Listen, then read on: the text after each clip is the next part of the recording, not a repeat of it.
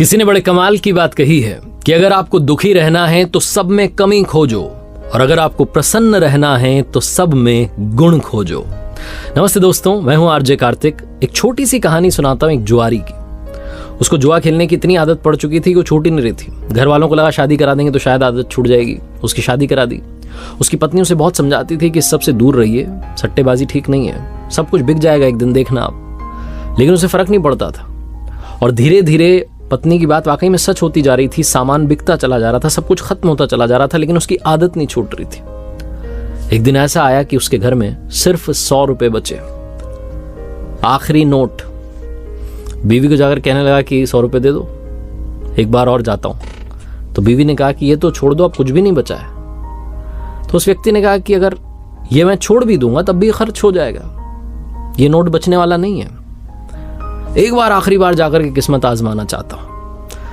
बीवी ने सोचा है तो पगला चुके हैं पूरी तरीके से, सब कुछ बर्बाद कर चुके हैं, घर में बचा है 100 रुपए का नोट, इसको रख के भी क्या करेंगे, सही कह रहे हैं, ये तो वैसे ही खर्च हो जाएगा। बीवी ने नोट थमा दिया कि जाओ देख लो एक बार और। पहुंच गया पति एक बार फिर से सट्टा लगाने के लिए, जुआ खेलने के लिए। 100 रुपए का नोट रखा, लॉटरी शुरू हुई। कमाल ये हुआ कि जीत गया बाजी और 100 के बन गए 1000। अगली वाली में फिर उसने लगा दिए 1000, वो बन गए 10,000। मन मान नहीं रहा था, उसने कहा क्या बात है, धीरे धीरे वापस शायद ऊपर वाला लौट आ रहा है। 10,000 लगा दिए, बन गए 1 लाख। 1 लाख लगा दिए, बन गए 10 लाख। रुकने को तैयार नहीं, उसने कहा एक बार और आजमा लेते हैं, आखिरी बार, ये 10 लाख क्या पता 1 करोड़ बन जाए। इसी सोच में आकर के 10 लाख लगा दिए और अब की बार वापस हो गया 0। घर जा रहा था, उदास था, सोच रहा था बीवी पूछेगी क्या किया। बीवी ने पूछा घर जाते कि हाँ जी क्या रहा। तो उसने कहा हार गया वो 100 रुपए। वो 100 रुपए थे ना, खत्म हो गए। ये नहीं बताया कि 10 लाख तक पहुंच चुका था, कहने लगा वो 100 रुपए थे ना, वो खत्म हो गए। सही बोल रहा था, 100 रुपए लेके गया था, 100 रुपए खत्म हो गए। 10 लाख वाली चिंता पालेगा तो मर जाएगा, बोला ही नहीं। छोटी सी कहानी है, लेकिन इस लाइफ को समझने के लिए बहुत सही कहानी है।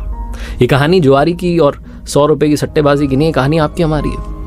हम सब भी वो एक लेकर के आए हैं, वो नोट जो हमारी सोल है, हमारी आत्मा है। और जब जाएंगे तो ऐसा मत काम कीजिए कि वो भी ना बचे। जो लाए थे उसे भी खोकर के यहीं चल दें, क्योंकि बाकी सब तो यहीं छूट जाएगा, बाकी सब तो यहीं रह जाएगा। बताने के लिए वो एक तो रहना चाहिए, वो आत्मा तो रहनी चाहिए, वो जीवित रहनी चाहिए, जिंदा रहनी चाहिए, शुद्ध रहनी चाहिए।